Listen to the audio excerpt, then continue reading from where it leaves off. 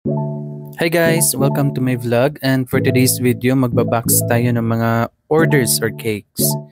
So today meron tayong money cake orders. So yan yung pera na gagamitin natin, ibabaon natin sa loob ng cake. So yung cake is 9 by 4.5 inches Choco Moist cake at 60th birthday sa tatay ng nag-order. Maraming salamat po pala Sir Melvin from San Roque National High School sa pag-order ng cake. Bali, yung proseso natin is gagamit tayo ng illustration board para ma-customize natin yung size ng cake kasi medyo malaki siya at may space sa gilid para hindi siya madaling masira sa gilid or matouch yung icing sa gilid. So ito si Sir Melvin. So magbabiyahe pa siya patungong Minol. So maraming salamat sir sa pag-order at pag-trust sa amin dito sa cake shop namin.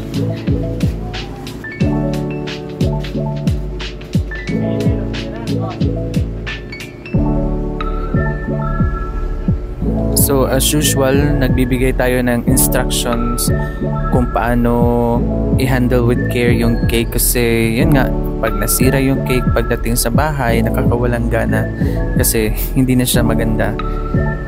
So yung biyahe from Cabulao to Minol is around 5 minutes yata.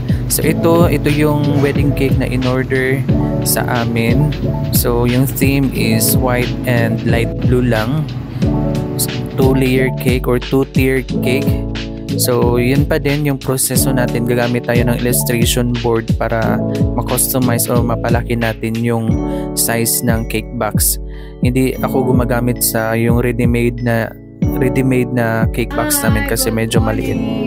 So ito si mama, palaging nakasuporta sa akin pag may mga malalaking cake na need ng assistance sa pagbabalot ng cellophane or cling wrap. So bago pa siya kunin, rest ko muna siya doon sa chiller. At ito, pinick up na. Ito yung order na gagamitin sa kasal. Yung reception nila is sa may Abad Santos. So medyo malayo at paakyat yung lugar nila. So before pick up, yun kinausap ko muna sila. Binigyan ko sila ng instructions na, sir, bali yung place nyo is medyo matarik, so may mga daanan na matataas paakyat, so need talaga ng balance at pagtansya kasi magmumotor lang sila.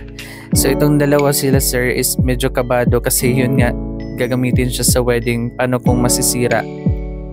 So sabi ko sa nag-order sa bride na, ma'am, bali yung magpipick up sana is puro lalaki lang para mas safe kasi kung babae mahihirapan talaga siya kung babae yung magdadala. So better na yung lalaki na medyo may lakas talaga na makakarga ng cake kasi medyo malayo din yung Abad Santos. So yan, balancing, practicing muna at dun sa baba talaga siya i-hold para hindi siya mahuhulog. So yun, meron silang motor, bali bibigay ko na lang sa kanila doon sa motor para hindi na mahirapan. So again, balancing, testing muna para hindi mabigla pag kinarga na sa motor. So yun naman, yung update naman sa kasal, okay naman din yung cake. So mas maganda talaga pag may instruction na binibigay sa customer. So ito naman is 70th birthday. So pansin ko lang, daming nagbe-birthday ngayon naman, 70, 60 and 75. So happy to know na meron yung mga ganyang cake or mga achievement sa buhay talaga, no? So ito is meron ding offering cake from Jen Angel. So maraming salamat sa pag-order. So medyo flowery yung mga design natin ngayon in-order ng mga customers. So maraming salamat pa din sa inyo sa patuloy na pagsuporta sa amin. So malaking bagay sa amin kasi yun nga, kita din sa business. At kahit papaano nakakaipon at nakakabili tayo at nakakabayad sa mga utang din. So maraming salamat. At ito order ni sa May Agi po, repeat customer din namin ito. So yung magbe-birthday is 70th birthday na. Congratulations and happy birthday sa celebrator. So yun din, nagbibigay ng instructions paano i-handle with care yung cake para hindi naman masira. So after dyan, meron tayong other medyo rush order ito. Last kagabi pa lang in order or tinawag sa akin na mag-o-order siya ng cake. So kay Ma'am Queen, Nature Queen, maraming salamat sa pag-order.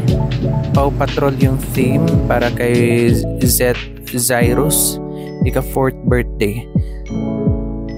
So napaka-cute ng cake at yung design na napili niya. At maraming salamat, repeat customer na din namin si Ma'am Queen. And thank you and God bless. So after dyan, nag-snacks muna ako kasi nagutom. So cake din yung kinain ko at okay din naman. So maraming salamat. God bless.